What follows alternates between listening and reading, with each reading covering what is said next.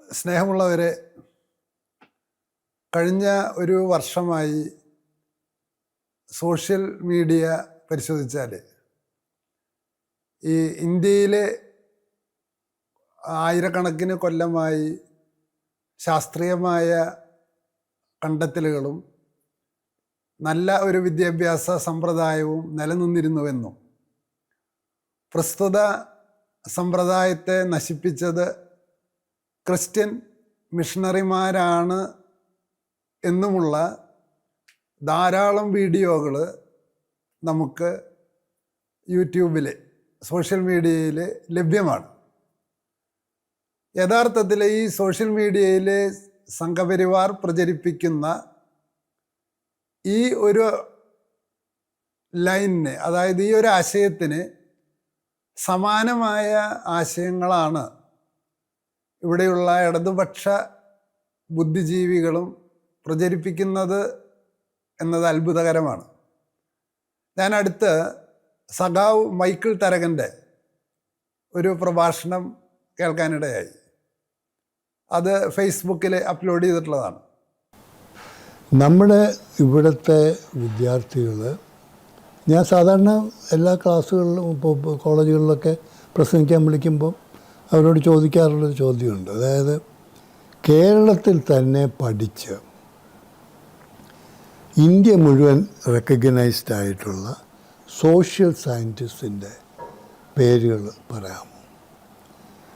അപ്പോൾ മിക്കവാറും കുട്ടികൾക്ക് അറിഞ്ഞുകൂടാ. അപ്പോൾ സാറുമാരും ഞങ്ങളെല്ലാവരും കൂടെ ഹെൽപ്പ് ചെയ്ത് ഇത്രയും നാളായിട്ട് 10 പേര് തികയ്ക്കാൻ സാധിച്ചിട്ടില്ല.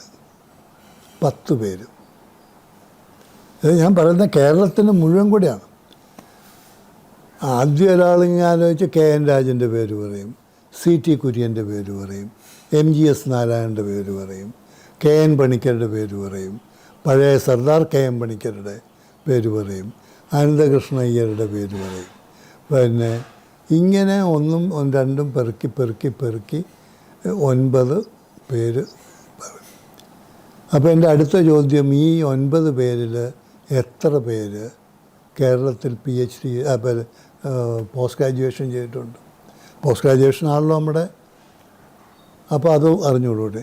ഇതിലൊറ്റയാൾ പോലും കേരളത്തിലല്ല പോസ്റ്റ് ഗ്രാജുവേഷൻ ചെയ്തത് എന്ന് മാത്രമല്ല, ഈ 9ൽ 6 പേരും ഒറ്റ കോളേജിലാണ് പഠിച്ചത്, മദ്രാസ് ക്രിസ്ത്യൻ കോളേജ്, താമ്പരം. അപ്പോൾ എൻ്റെ ചോദ്യം ഇതാണ്, ഈ കേരളം വിട്ട് താമ്പരത്തെത്തുമ്പോൾ എങ്ങനെ മലയാളിയുടെ തലയിലേക്ക് ബുദ്ധി വന്നൊഴിക്കുക? എല്ലാ കുട്ടികൾക്കും ബുദ്ധിയുണ്ട്, പക്ഷെ നമ്മൾ പഠിപ്പിക്കുന്ന രീതിയിൽ അതിൻ്റെ ഞാനിത് ഒരു മാനേജ്മെൻറ്റിനെ ഒന്നും കുറ്റപ്പെടുത്തുകയല്ല.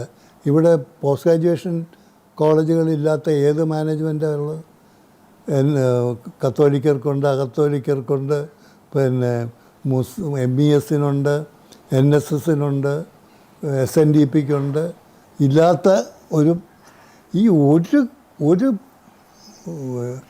സോഷ്യൽ സയൻസിൽ, മറ്റത് എനിക്ക് അറിഞ്ഞുകൂടാത്തതുകൊണ്ട് ഞാൻ സംസാരിക്കുന്നില്ല. ആ പ്രഭാഷണത്തിൽ സഖാവ് മൈക്കിൾ തരകൻ പറയുന്നത്, ഞാൻ കേരളത്തിലെ വിദ്യാർത്ഥികളോട് ഒരു വേദിയിൽ വെച്ച് ചോദിച്ചു, അറിയപ്പെടാവുന്ന, ഭാരതത്തിൽ അറിയുന്ന 10 സാമൂഹ്യ ശാസ്ത്രജ്ഞന്മാരുടെ പേര് നിങ്ങൾക്ക് പറയാൻ അറിയുമോ? അവർക്ക് 9 ആളുടെ പേരെ പറയാൻ കഴിഞ്ഞുള്ളൂ. അതിൻ്റെ കാരണം എന്താ? ഇവിടുത്തെ കോളേജ് കലാലയ വിദ്യാഭ്യാസത്തിൽ സാമൂഹ്യശാസ്ത്രം പഠിപ്പിക്കാനായിട്ട് കഴിവുള്ള ആരുമില്ല. അതിൻ്റെ കാരണം ഇപ്പോൾ ക്രിസ്ത്യാനികൾക്ക് കോളേജുണ്ട്, കത്തോലിക്കർക്കുണ്ട്, ഓർത്തഡോക്സുകാർക്കുണ്ട്, അങ്ങനെ കുറേ പ്രൈവറ്റ് കോളേജുകളുടെ പേര് പറയാണ്. അപ്പോൾ ഇവിടെയൊക്കെ ഒരു ക്വാളിറ്റിയുള്ള വിദ്യാഭ്യാസം നടക്കാത്തത് കൊണ്ട് ഇവിടുന്ന് സാമൂഹ്യ ശാസ്ത്രജ്ഞന്മാരാരും വരുന്നില്ല. ഇനി 9 പേരുടെ പേര് അദ്ദേഹം പറഞ്ഞവർ തന്നെ പോസ്റ്റ് ഗ്രാജുവേഷൻ പഠിച്ചിട്ടുള്ളത് ഒന്നുകിൽ മദ്രാസ് ക്രിസ്ത്യൻ കോളേജ് അല്ലെങ്കിൽ JNU, രണ്ടും ഇടതുപക്ഷത്തെ പ്രൊമോട്ട് ചെയ്യുന്ന സ്ഥാപനങ്ങളാണ്. ഇവിടെ നിന്ന് പഠിച്ചിട്ടുള്ളവർ മാത്രമാണ് ഉന്നത നിലയിൽ വന്നിട്ടുള്ളൂ. അപ്പോൾ ഈ സഖാവ് മൈക്കിൾ തരകൻ്റെ ഈ പ്രഭാഷണത്തിൽ അദ്ദേഹം ഒരിക്കലും പറയുന്നില്ല, ഇവിടെ ഗവൺമെൻറ് കോളേജുകളുണ്ട്, യൂണിവേഴ്സിറ്റി സ്ഥാപനങ്ങളുണ്ട്. അവിടെയൊക്കെ തത്വശാസ്ത്രവും സാമൂഹ്യ ശാസ്ത്രവും പഠിച്ച വിദ്യാർത്ഥികൾ ഉയർന്നു വന്നില്ല എന്ന് അദ്ദേഹം എന്തുകൊണ്ട് പറയുന്നില്ല? ഒരു സെലക്റ്റീവായിട്ടാണ് അദ്ദേഹം കലാലയങ്ങളുടെ കോളേജ് എന്ന് വെച്ചാൽ പ്രൈവറ്റ് കോളേജുകളിലൊന്നും സ്റ്റാൻഡേർഡ് ഇല്ല. അതേസമയം യൂണിവേഴ്സിറ്റി കോളേജിനെ കുറിച്ചോ മഹാരാജാസ് കോളേജിനെ കുറിച്ചോ വിക്ടോറിയ കോളേജിനെ കുറിച്ചോ ബ്രണ്ണൻ കോളേജിനെ കുറിച്ചോ ആള് ഒന്നും പറയുന്നുമില്ല. അപ്പം ഇത്തരത്തിൽ സെലക്റ്റീവായിട്ട് കുറ്റപ്പെടുത്തുന്ന, ഇവിടെയൊന്നും സാമൂഹ്യശാസ്ത്രത്തിനൊരു സ്റ്റാൻഡേർഡ് ഇല്ല എന്ന് പറയുന്ന ഈ സഖാവ് മൈക്കിൾ തരകൻ്റെ ഈ ഒരു ലൈൻ, അത് എന്തുകൊണ്ടാണ് എന്ന് മനസ്സിലാക്കണം നമ്മൾ. അത് മനസ്സിലാക്കണമെങ്കിൽ അപ്പോൾ വിദ്യാഭ്യാസത്തെക്കുറിച്ചുള്ള വേറെ കാഴ്ചപ്പാട് വേറൊരു എപ്പിസോഡിൽ ചെയ്യാം. അപ്പോൾ ഇങ്ങനെയുള്ള ആളുകൾ മാത്രം JNU എന്ന് പഠിച്ചവർക്ക് മാത്രമാണ് ബുദ്ധിയുള്ളൂ, അല്ലെങ്കിൽ മദ്രാസ് ക്രിസ്ത്യൻ കോളേജിൽ നിന്ന് പഠിച്ചവർക്ക് മാത്രമേ ബുദ്ധിയുള്ളൂ എന്ന് പറയുന്ന രീതിയിൽ ഇദ്ദേഹം എന്തുകൊണ്ടാണ് സെലക്ട് ചെയ്യുന്നത്? അത് കേരളത്തിൽ ഒരു വലിയ ഒരു പ്രതിസന്ധിയുണ്ട്. ഒരാളെ ബുദ്ധിയുള്ളവനാണ് സാമൂഹ്യശാസ്ത്രത്തിൽ അംഗീകരിക്കപ്പെടണമെന്നുണ്ടെങ്കിൽ അവൻ നിർബന്ധമായും മാർക്സിസ്റ്റ് പാർട്ടിയുടെ ഒരു സഹകാരി അല്ലെങ്കിൽ ഒരു സഹപ്രവർത്തകനാകണം. അങ്ങനെയുള്ള ഒരാളാണെങ്കിൽ അദ്ദേഹത്തിന് ഭയങ്കര ബുദ്ധിമാനായി, അദ്ദേഹം ആഗോള ഖഗോള പണ്ഡിതനാണെന്ന് പ്രചരിപ്പിക്കാൻ ഇവിടെ ധാരാളം ചാനലുകളുണ്ട്, സർക്കാർ മിഷനറി പോലുണ്ട്.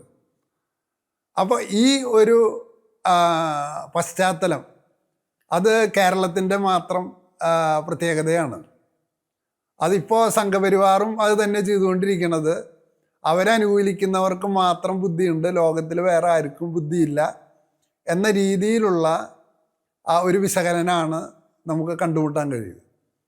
ഞാൻ കോളേജിൽ പഠിപ്പിക്കുന്ന സമയത്ത് തന്നെ അവിടെയുള്ള ശാസ്ത്ര സാഹിത്യ പരിഷത്തിൻ്റെ ആളുകളൊക്കെ ഫ്രാൻസിസ് മാഷ് പഠിപ്പിക്കാതെ ഇങ്ങനെ അലഞ്ഞു തിരിഞ്ഞ് നടക്കുന്ന ആളാണെന്ന് എല്ലാവരുടെ അരികത്തും പ്രൊപ്പഗാൻഡ നടത്തുന്ന ഒരു ഇടതുപക്ഷ ടീമുണ്ട്. അതിൽ പ്രധാനി ശാസ്ത്ര സാഹിത്യ പരിഷത്തിൽ പ്രവർത്തിച്ചിരുന്ന ഒരു ചെറുപ്പക്കാരനാണ്. ഈ മൈക്കിൾ തരകനെ അറിയില്ല. എൻ്റെ കോളേജിൽ എൻ്റെ ക്ലാസ്സിൽ പഠിക്കുകയും ഞാൻ വീട്ടിൽ കൊണ്ടുപോയിരുന്ന് പഠിപ്പിക്കുകയും ചെയ്ത ഒരു വിദ്യാർത്ഥി പ്രധാനമന്ത്രി നരേന്ദ്രമോദിയുടെ കീഴിലുള്ള ഫിനാൻസ് ഡിപ്പാർട്ട്മെൻറ്റിൽ എന്ന് പറഞ്ഞാൽ നിർമ്മല സീതാരാമൻ്റെ ഫിനാൻസ് ഡിപ്പാർട്ട്മെൻറ്റിൽ ബഡ്ജറ്റൊക്കെ തയ്യാറാക്കുന്ന ടീമിൽ പെട്ട ഒരു അംഗമാണ്. പക്ഷേ അത്തരം ഒരാൾക്ക് കഴിവുണ്ടെന്ന് ഇവർ പറയില്ല. കാരണം അത്തരം വിദ്യാർത്ഥികളോ അല്ലെങ്കിൽ കഴിവുള്ളവരോ ഒന്നും ഇവരുടെ ലൈനിൽ മൂവ് ചെയ്യുന്നവരല്ല. അതുകൊണ്ടാണ്. അപ്പോൾ ഇത്തരത്തിലുള്ള ഒരു പ്രൊപ്പഗാൻഡ മിഷനറി ഇതിൻ്റെ ഭാഗമാണ്. അങ്ങനെയാണ് ഇപ്പോൾ വയലാർ രാമവർമ്മ എന്ന് പറയുന്ന ഒരു വ്യക്തി, അല്ലെങ്കിൽ K. ദാമോദരൻ എന്ന് പറയുന്ന ഒരു വ്യക്തി. ഈ വയലാർ രാമവർമ്മ ഒരു വെറും കവിയല്ല, അദ്ദേഹം ഒരു തത്വചിന്തകൻ കൂടിയാണ്. അദ്ദേഹത്തിൻ്റെ തത്വചിന്തയുടെ ആഴം അറിയണമെങ്കിൽ ഇപ്പം ഞാൻ ഏറ്റവും പ്രായം കുറവുള്ളപ്പോൾ ഒരു 10 വയസ്സിൽ പാടി നടന്നിരുന്ന ഒരു പാട്ടാണ് കണ്ണു തുറക്കാത്ത ദൈവങ്ങളെ. അപ്പോൾ ആ പാട്ട് എന്ന് പറയുന്നത് കണ്ണു തുറക്കാത്ത ദൈവങ്ങളെ, കരയാനറിയാത്ത ചിരിക്കാനറിയാത്ത കളിമൺ പ്രതിമകളെ മറക്കൂ നിങ്ങളീ ദേവദാസിയെ, ഇതാണ് ആ പാട്ട്. അപ്പോൾ ഇത് ഞാനൊരു 10 വയസ്സിൽ പാടി നടക്കും.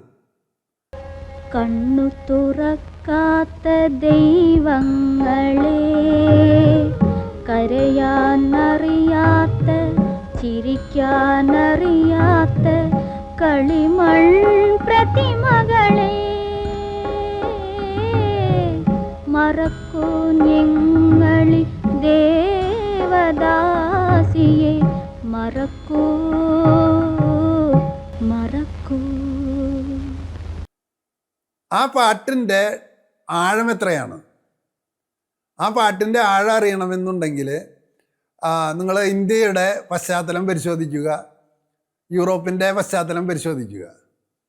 ഇന്ത്യയിലെ ഏത് ദൈവത്തിൻ്റെ ചിത്രം നിങ്ങളെടുത്താലും, അതായത് വിദേശികൾ ഇന്ത്യയിലേക്ക് വരുന്നതിന് മുൻപുള്ള ചിത്രങ്ങൾ എടുത്താൽ, ബുദ്ധൻ്റെ ചിത്രം എടുത്താൽ അത് കണ്ണടച്ചിട്ടായിരിക്കണേ.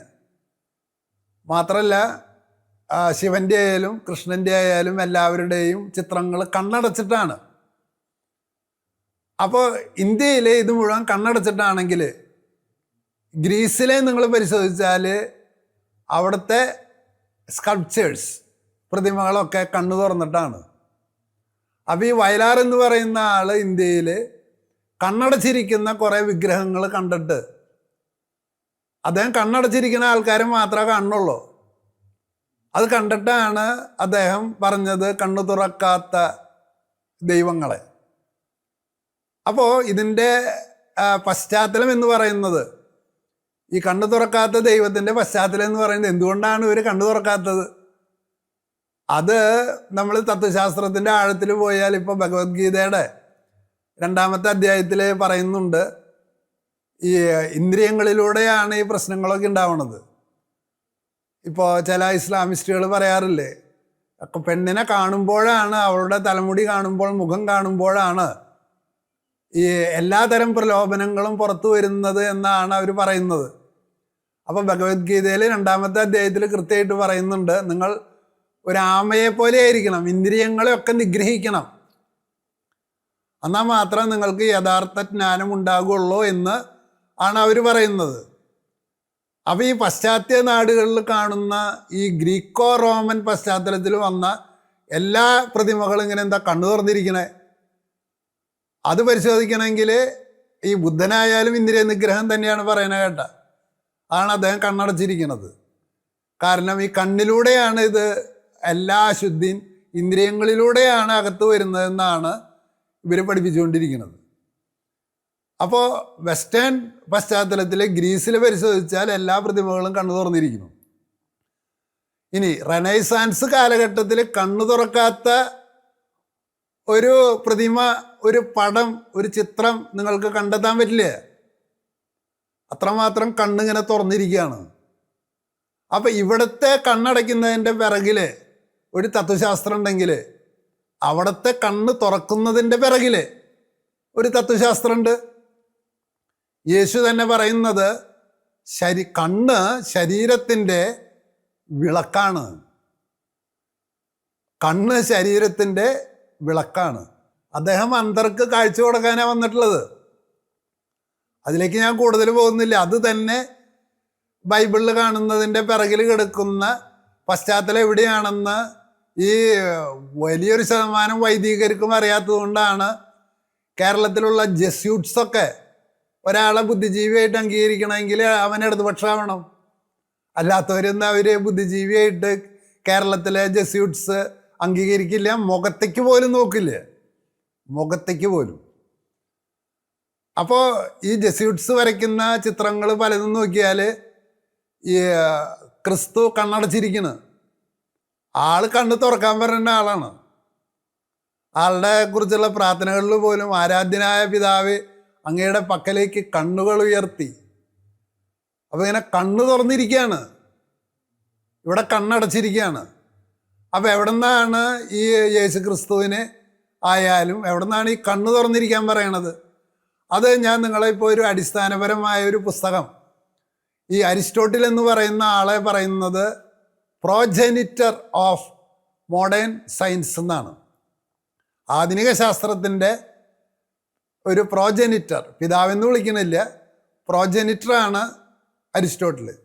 ഇത് അരിസ്റ്റോട്ടിലിൻ്റെ മെറ്റാഫിസിക്സ് എന്ന് പറയുന്ന പുസ്തകമാണിത്, മെറ്റാഫിസിക്സ്.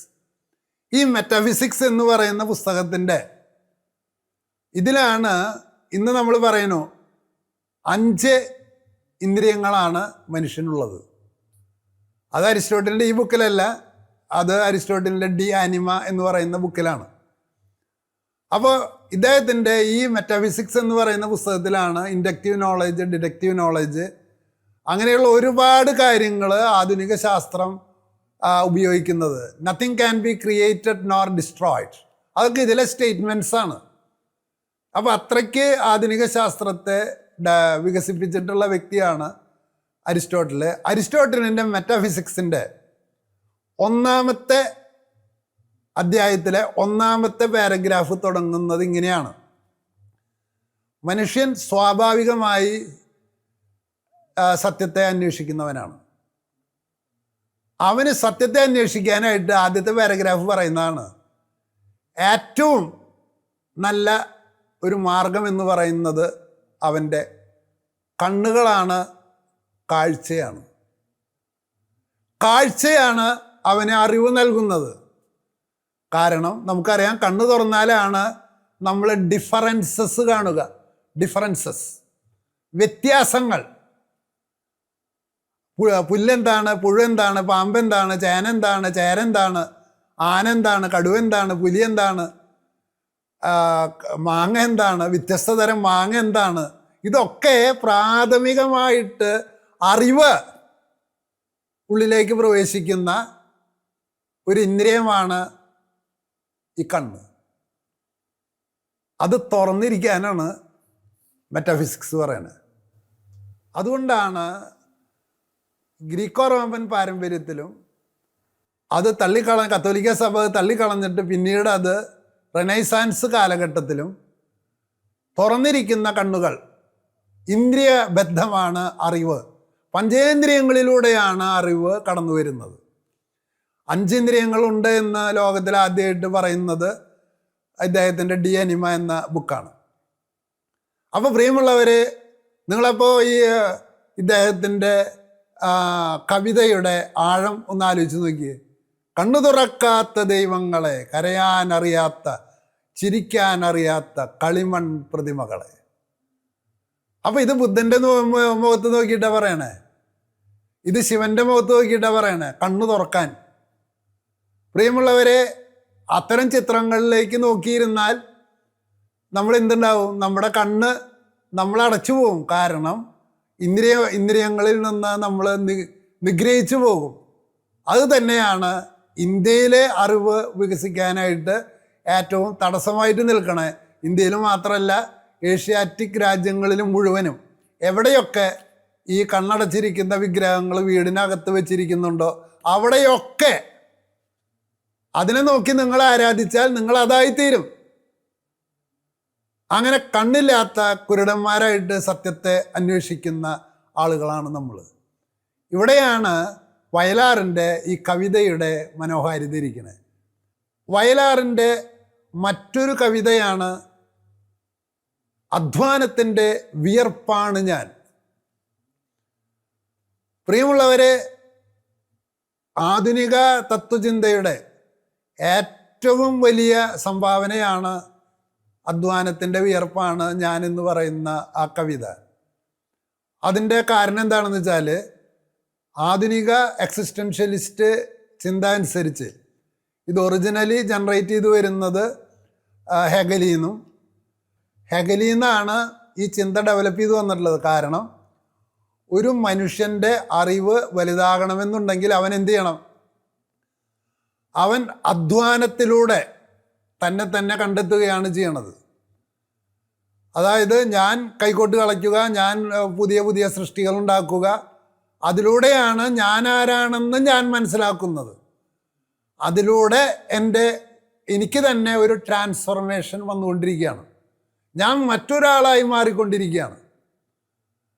അപ്പോൾ ഞാൻ മുമ്പൊരു എപ്പിസോഡിൽ പറഞ്ഞിട്ടുണ്ട്, ഒരു മനുഷ്യൻ വഴിയിലൂടെ പോകുമ്പോൾ മണ്ണ് കാണുന്നു.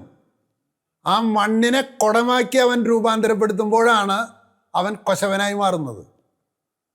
ഒരു മത്സ്യത്തെ കിട്ടിയ ഒരുവൻ ആ മത്സ്യത്തെ കറി വെച്ച് വേറൊരാൾക്ക് നൽകുമ്പോഴാണ് അവൻ ഒരു കുക്കായി മാറുന്നത്. അപ്പോൾ പ്രവൃത്തിയിലൂടെ, അധ്വാനത്തിലൂടെ അവൻ പ്രകൃതിയെ രൂപാന്തരപ്പെടുത്തുക മാത്രമല്ല, സ്വയം തന്നെ രൂപാന്തരപ്പെടുത്തുന്നു എന്ന ഈ ഹെഗലിൻ്റെ അടിസ്ഥാന തത്വത്തെ വളരെ ഗംഭീരമായിട്ട് മനസ്സിലാക്കിയ ആളാണ് കാറൽ മാർക്സ്.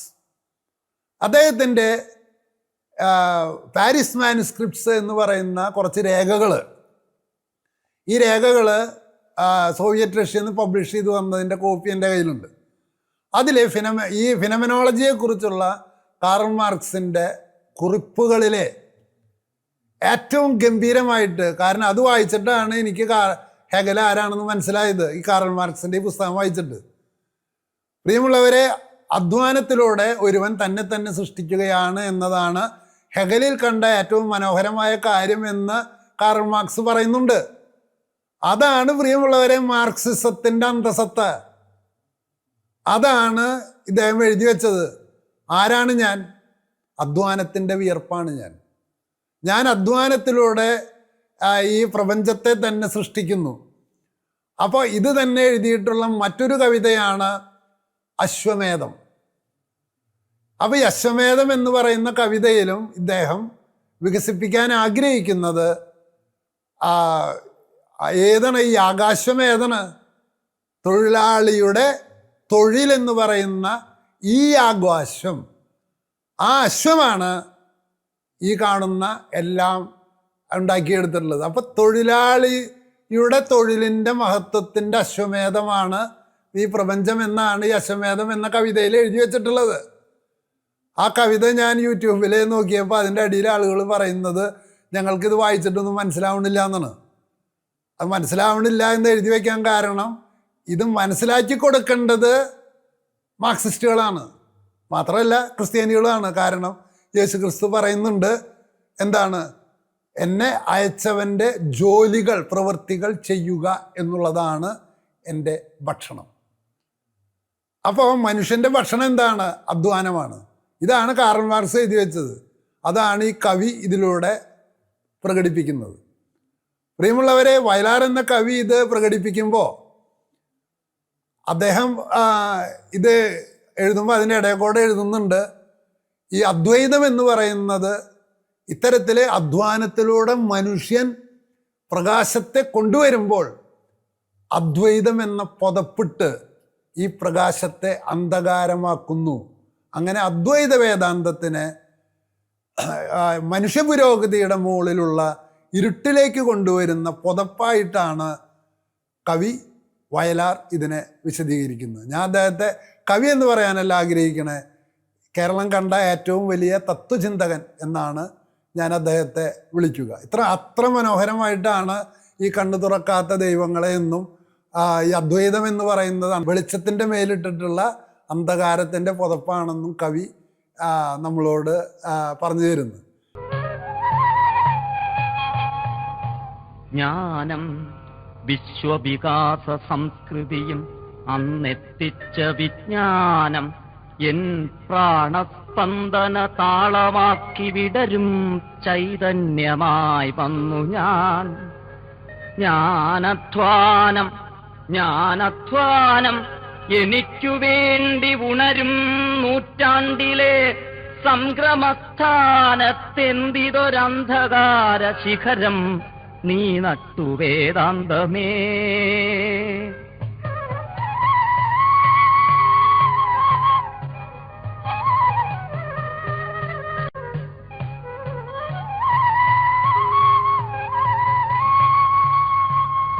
നീ ഇന്ത്യയ്ക്കൊരു ശാപമായി വരുമെന്നാരോർത്തു യജ്ഞപ്പുകത്തിയിൽ പണ്ടു കുരുത്ത മാനവ മഹാസംസ്കാരമല്ലല്ലി നീ. ചായില്യങ്ങൾ വരച്ച പൊയ്മുഖവുമായി നിൻ മന്ത്രവാദം നിനക്കീയില്ലത്തു നിർത്തുവാൻ സമയമായില്ലേ സമൂഹാന്ധതേ. പക്ഷേ ഈ വയലാറിൻ്റെ പേരിൽ അവാർഡ് തേങ്ങ മാങ്ങിയൊക്കെയുണ്ട്. പക്ഷെ വയലാർ ഒരിക്കലും എന്തുകൊണ്ടാണ് വയലാറിനെ, ഇവിടുത്തെ വലിയ വലിയ നിരൂപകന്മാരൊക്കെ വയലാറിനെ കുറിച്ച് പറയുന്നത് അദ്ദേഹം ഒരു മാറ്റൊലിക്കവിയാണ്. മാറ്റൊലിക്കവി. ചങ്ങമ്പുഴ യഥാർത്ഥ കവി. ചങ്ങമ്പുഴ ഒരു മണ്ണാങ്കട്ടി എഴുതിയിട്ടില്ലേ? അദ്ദേഹം പ്രേമഗാനങ്ങൾ എഴുതി, അത് യുവാക്കൾക്ക് ഹരമായിരുന്നു. മാത്രമല്ല അദ്ദേഹത്തിൻ്റെ വാഴക്കുല എന്ന് പറയുന്ന ആ കവിത പാർട്ടിയുടെ പ്രൊപ്പഗാൻഡയ്ക്ക് ഉപയോഗിക്കാനുള്ള ഒരു ടൂളായി മാറ്റി എന്നതല്ലാതെ മറ്റൊന്നും അദ്ദേഹത്തിനില്ല. പക്ഷേ ഇവർ വയലാറിനെ കുറിച്ച് പറഞ്ഞുണ്ടാക്കിയത് ഇദ്ദേഹം ഒരു മാറ്റൊലിക്കവിയാണ്. അങ്ങനെ പറയാനുള്ള കാരണമുണ്ട്. എന്താ കാരണം? അത് ഇന്ത്യ ചൈന യുദ്ധം ഉണ്ടായപ്പോൾ വയലാർ ഒരു കവിയും തത്വചിന്തകനൊക്കെയാണ്. ഒപ്പം അദ്ദേഹം ഒരു രാജ്യസ്നേഹിയാണ്, ഒരു പാട്രിയറ്റാണ് അദ്ദേഹം. അന്ധമായിട്ട് പാർട്ടീനനുസരിക്കുന്ന ഒരു അടിമയല്ല. അപ്പോൾ ഈ അടിമയല്ലാത്തത് കൊണ്ട് അദ്ദേഹം പറഞ്ഞു എന്തെന്ന്, ചൈനക്കാർ ഇന്ത്യയിലേക്കുള്ള കടന്നുകയറ്റം തെറ്റാണ്. അതോടുകൂടി ചൈന ചൈനയുടേതെന്നും ഇന്ത്യ ഇന്ത്യയുടേതെന്നും പറയുന്ന CPM-ന്റെ കണ്ണിലെ കരടായി മാറി. ഉടൻ തന്നെ അദ്ദേഹം ബുദ്ധിയില്ലാത്ത മറ്റുള്ളവരുടെ കവിതയെ അനുവർത്തിക്കുന്ന ഒരു കവിയായി മാറി. അതുകൊണ്ട് ഇപ്പോഴുള്ള CPM ശാസ്ത്ര സാഹിത്യ പരിഷത്തിൻ്റെയോ അല്ലെങ്കിൽ അതുപോലുള്ള മറ്റു ഇടതുപക്ഷ പുരോഗമന കലാസാഹിത്യ സംഘത്തിൻ്റെയോ രചനകളിലൊന്നും ഇദ്ദേഹത്തെക്കുറിച്ച് യാതൊന്നും എഴുതില്ലല്ലോ. കാറൽ മാർക്സ് പറഞ്ഞിട്ടുള്ളത് ഏറ്റവും നല്ല സാമൂഹ്യ വിമർശനം എന്ന് പറയുന്നത് മതവിമർശനമാണ്. അത് മാർക്സിസ്റ്റുകാർക്ക് ആകെ അറിയാവുന്നത് ക്രിസ്ത്യൻ വിമർശനമാണ്. അതിനപ്പുറത്ത് അവർക്ക് അറിയില്ല. അവരുള്ളിലൂടെ സംഘപരിവാറിനെ സപ്പോർട്ട് ചെയ്യുന്ന ഇത്തരത്തിലുള്ള കാര്യങ്ങൾ സഖാവും മൈക്കിൾ തരകനെ പോലുള്ളവരും മറ്റുള്ളവരും ഇങ്ങനെ വിളിച്ചു പറഞ്ഞുകൊണ്ടേയിരിക്കും. അപ്പോൾ പ്രിയമുള്ളവരെ, ഇന്ദ്രിയത്തിലൂടെയാണ് അറിവ് കടന്നു വരിക എന്നുള്ള ആ മഹത്തായ ആശയത്തെ കവി വ്യാഖ്യാനിച്ചു തരാണ് നമുക്ക്. അന്ന് അതേസമയം തന്നെ സച്ചിദാനന്ദൻ വലിയ കവിയാണ്. അദ്ദേഹത്തെ എന്തുകൊണ്ടാണ് വലിയ കവി? അദ്ദേഹത്തിൻ്റെ കവിത്വമൊക്കെ പോകും. അദ്ദേഹത്തിൻ്റെ കവിത്വം ജസ്റ്റ് ഒന്ന് ഇളകി. എപ്പോൾ പിണറായി സർക്കാർ 3-ാം പ്രാവശ്യം വരാൻ പാടില്ല എന്ന് പറഞ്ഞ വഴിക്ക് അദ്ദേഹത്തിൻ്റെ കവിത്വത്തിന് ചെറിയൊരു ഇളക്കം തട്ടി. പക്ഷേ എങ്കിലും അദ്ദേഹം അവർക്ക് തന്നെ വോട്ട് ചെയ്യുള്ളൂ എന്നുള്ള ഉറപ്പുള്ളത് കൊണ്ട് അദ്ദേഹം ഇപ്പോഴും കവിയായിട്ട് തുടരുകയാണ്. അതുകൊണ്ട് കേരളത്തിലെ വിദ്യാഭ്യാസം നശിക്കുന്നുണ്ടെങ്കിൽ, കേരളത്തിലെ ബുദ്ധിയുള്ളവർ വലുതാവുന്നില്ലെങ്കിൽ അതിൻ്റെ ഒറ്റ കാരണമേ ഉള്ളൂ. അതിൻ്റെ കാരണം സംഘടിതമായിട്ട് ഇടതുപക്ഷ കോൺക്ലേവിൽ പെടാത്ത ഒരാൾക്ക് ബുദ്ധി ഉണ്ടാവില്ല എന്നുള്ളതാണ്. അവരെ ഈ കോൺക്ലേവിനെ സപ്പോർട്ട് ചെയ്യാൻ വേണ്ടിയിട്ട് എന്ത് നാറിയ വ്യാഖ്യാനവും ഇങ്ങനെ കൊടുത്തുകൊണ്ടിരിക്കും. എന്തുകൊണ്ട് സഖാവ് മൈക്കിൾ തരകനെ പറയാൻ പറ്റുന്നില്ല ഗവൺമെൻറ് കോളേജിലെയും വിദ്യാഭ്യാസം മോശമാണെന്ന്? അത് പറയില്ല അവർ. ഇവരെ പോലുള്ളവരാണ് കേരളത്തിലെ ഏറ്റവും വലിയ എക്കണോമിസ്റ്റ് എന്ന് പറഞ്ഞ് അവകാശപ്പെടുന്ന ആളാണ് ഈ മൈക്കിൾ തരകൻ.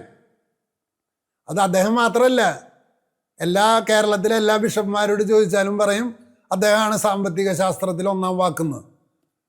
പക്ഷേ പ്രിയമുള്ളവരെ, സാമ്പത്തിക ശാസ്ത്രത്തിൻ്റെ കടയ്ക്കൽ കത്തിവെച്ച ആൾക്കാരാണ് ഇവരൊക്കെ. ഞാൻ പഠിക്കുന്ന സമയത്ത് BA എക്കണോമിക്സും മൈക്രോ എക്കണോമിക്സിൻ്റെ ആദ്യത്തെ അധ്യായത്തിൽ 4 വിഷയമാണ്. ഒന്ന്, എന്താണ് ഇൻഡക്റ്റീവ് നോളജ്, എന്താണ് ഡിഡക്റ്റീവ് നോളജ്. 2, എന്താണ് എപ്രിയോറി നോളജ്, എന്താണ് എപ്പോസ്റ്റീരിയോറി നോളജ്. 3, എന്താണ് നാച്ചുറൽ ലോയും എന്താണ് എക്കണോമിക് ലോയും തമ്മിലുള്ള വ്യത്യാസം എന്താണ്. ഈ 3 അടിത്തറകൾ. 4ാമത് ഒരെണ്ണം കൂടി ഉണ്ട്, ഞാൻ 18 വയസ്സിൽ വായിച്ചതാണ്, മറന്നുപോയി. 4ാമത്. പ്രിയമുള്ളവരെ, ഈ 3ഉം സിലബസിൽ നിന്ന് എടുത്തു കളഞ്ഞവരാണ് ഇവരാൾക്കാർ. ഈ 3ഉം എഴുതിയിട്ടുള്ള ഒരു ടെക്സ്റ്റ് ഇന്ന് ലഭ്യമല്ല. എന്നാൽ സാമ്പത്തിക ശാസ്ത്രത്തിൻ്റെ ടെക്സ്റ്റിൻ്റെ തന്നെ ഘടന പരിശോധിച്ചാൽ അത് ആപ്രിയോറി പോസ്റ്റീരിയോറി ഫ്യൂഷനാണ്. അതായിരിക്കണം. അതായത് 2 തരത്തിലുള്ള ആർഗ്യുമെൻ്റ് വരണം. ഒന്ന് തിയററ്റിക്കലായിട്ട് പ്രൂവ് ചെയ്യണം, ഒന്ന് സൈദ്ധാന്തികമായിട്ട് തെളിയിക്കപ്പെടണം, 2 പ്രായോഗികമായിട്ട് തെളിയിക്കപ്പെടണം. സൈദ്ധാന്തികമായിട്ട് കിട്ടുന്ന ഉത്തരവും പ്രായോഗികമായിട്ട് കിട്ടുന്ന ഉത്തരവും ഒന്നാണെങ്കിൽ മാത്രമേ അതിന് ശാസ്ത്രം എന്ന് വിളിക്കുള്ളൂ. ഇത് ഇമ്മാനുവൽ കാൻ്റാണ് ഫ്യൂസ് ചെയ്തിട്ടുള്ളത്, ഇത്ര ലെജിബിളായിട്ട് പറഞ്ഞിട്ടുള്ളത്. അതുകൊണ്ടാണ് അദ്ദേഹത്തിന് ഇത്ര പ്രസക്തി കിട്ടിയത്. പക്ഷേ ഇത് ഒറിജിനലി എഴുതിയിട്ടുള്ളത് ഡി അനിമ എന്ന് പറയുന്ന പുസ്തകത്തിൽ തന്നെയാണ്. അത് വായിച്ച് മനസ്സിലാക്കാനായിട്ട് സെൻറ് തോമസ് അക്വിനാസിനെ പോലുള്ള ആളുകൾക്ക് കഴിഞ്ഞില്ല എന്നതാണ് ശാസ്ത്രത്തിൻ്റെ വളർച്ച ഇത്ര വൈകാനായിട്ടുള്ള കാരണം എന്നാണ് എൻ്റെ അഭിപ്രായം. അപ്പം പ്രിയമുള്ളവരെ, ഇവരിതൊക്കെ എടുത്തു കളഞ്ഞു. ഇവർ പറയുന്നത് ഇവിടുത്തെ ഡോക്ടറൽ തിസീസുകൾക്കൊന്നിനും ഒരു സ്റ്റാൻഡേർഡ് ഇല്ല എന്നാണ്. ഡോക്ടറൽ തിസീസുകൾക്ക് സ്റ്റാൻഡേർഡ് ഉണ്ടെങ്കിൽ അത് ഉണ്ടാവണമെങ്കിൽ അതിൻ്റെ ഏറ്റവും അടിസ്ഥാന ഘടകങ്ങൾ എന്താണ് എന്ന് അരിസ്റ്റോട്ടിൽ എഴുതി വെച്ചിട്ടുണ്ട്. എന്താണ് അടിസ്ഥാന ഘടന? 1, നിർവചനം ഉണ്ടാവണം. 2, റിവ്യൂ ഓഫ് ലിറ്ററേച്ചർ ഉണ്ടാവണം. ഞാൻ കുറേ കൊല്ലമായി അന്വേഷിക്കുന്നു ഇതൊക്കെ എവിടെ നിന്നാണ് ഇത് എഴുതി വെച്ചിട്ടുള്ളത്. മാത്രമല്ല അദ്ദേഹം തൻ്റെ ഈ അപ്രിയോറി പോസ്റ്റീരിയറി ഫ്യൂഷനെ കുറിച്ച് പറയുന്നുണ്ട്. അപ്പോൾ ഇത് സിലബസിൽ നിന്ന് തന്നെ എടുത്തു കളഞ്ഞ ആൾക്കാരാണ് ഇവർ. എന്നിട്ടാണ് ഇവർ ശാസ്ത്രം നശിച്ചു പോയി എന്ന്, അതിൻ്റെ കാരണം ഇവിടുത്തെ സ്വകാര്യ മേഖലയിലുള്ള കോളേജുകളാണ് എന്ന് വരത്തക്ക രീതിയിൽ ഇവർ സംസാരിച്ചുകൊണ്ടിരിക്കുന്നത്. അതുകൊണ്ട് നിങ്ങൾക്ക് ആർക്കെങ്കിലും ഇനി കവിയായിട്ട് തുടരണമെന്നുണ്ടെങ്കിലോ ഒരു ബുദ്ധിജീവിയായിട്ട് തുടരണമെന്നുണ്ടെങ്കിലോ നിങ്ങൾക്ക് CPM-ൻ്റെ പോഷക സംഘടനകളിൽ ഭാഗമാകാതെ കഴിയില്ല.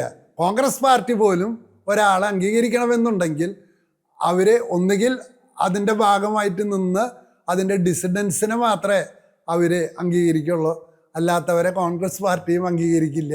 എന്ന് പറഞ്ഞാൽ അതേ ഈ ജസ്യൂട്ട്സും അംഗീകരിക്കില്ല. അപ്പോൾ അതുകൊണ്ട് നിങ്ങൾക്ക് ഇടതുപക്ഷത്തിൻ്റെ ആർഗ്യുമെൻറ്റിനെ അംഗീകരിക്കാത്ത ആളുകൾക്ക് കേരളത്തിൽ വളരാൻ കഴിയില്ല എന്നുള്ളതാണ് ഇതിൻ്റെ പ്രത്യേകത. അതുകൊണ്ടാണ് സച്ചിദാനന്ദൻ ഇന്ന് കേരളം കണ്ട ഏറ്റവും വലിയ കവിയും വയലാർ ഒരു മാറ്റൊലി കവിതയുമായിട്ട് മാറിയിരിക്കുന്നത് എന്ന് പറഞ്ഞുകൊണ്ട് നിർത്തുന്നു. നന്ദി, നമസ്കാരം.